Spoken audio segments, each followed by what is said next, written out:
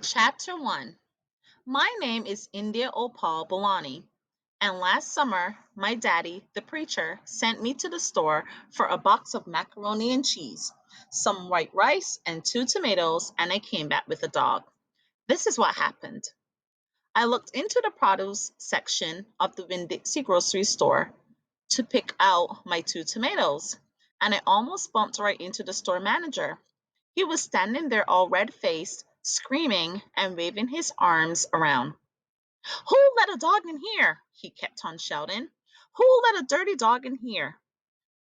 At first, I didn't see a dog. There were just a lot of vegetables rolling around on the floor, tomatoes and onions and green peppers. And there was what seemed like a whole army of Winn-Dixie employees running around waving their arms just the same way the store manager was waving his. And then the dog came running around the corner. He was a big dog and ugly, and he looked like he was having a real good time. His tongue was hanging out and he was wagging his tail. He skidded to a stop and smiled right at me. I had never before in my life seen a dog smile, but that is what he did. He pulled back his lips and showed me all his teeth. Then he wagged his tail so hard that he knocked some oranges off a display and they went rolling everywhere, mixing in with the tomatoes and onions and green peppers. The manager screamed, "Somebody grab that dog!" The dog went running over to the manager, wagging his tail and smiling. He stood up on his hind legs. You could tell that all he wanted to do was get face to face with the manager and thank him for the good time he was having in the produce department.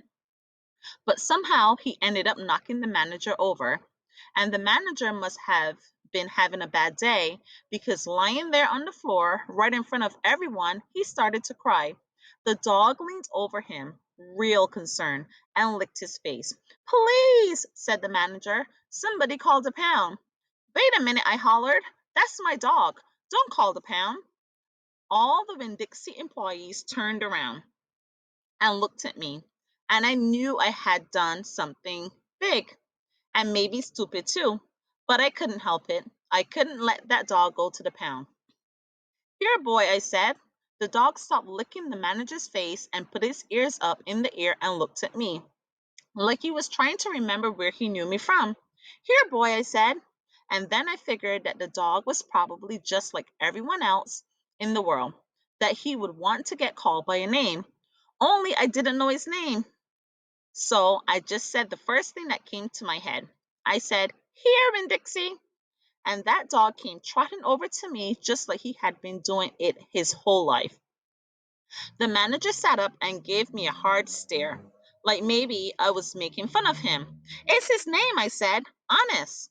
The manager said, "Don't you know not to bring a dog into a grocery store?" "Yes, sir," I said. "He got in by mistake. I'm sorry. It won't happen again." "Come on, Winn-Dixie," I said to the dog. I started walking and he followed along behind me as I went out of the produce department and down the cereal aisle and past all the cashiers and out the door. Once we were safe outside, I checked him over real careful, and he didn't look that good. He was big but skinny. You could see his ribs, and there were bald patches all over him, places where he didn't have any fur at all.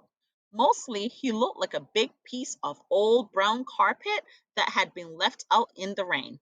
"You're a mess," I told him. "I bet you don't belong to anyone." He smiled at me. He did that thing again, where he pulled back his lips and showed me his teeth.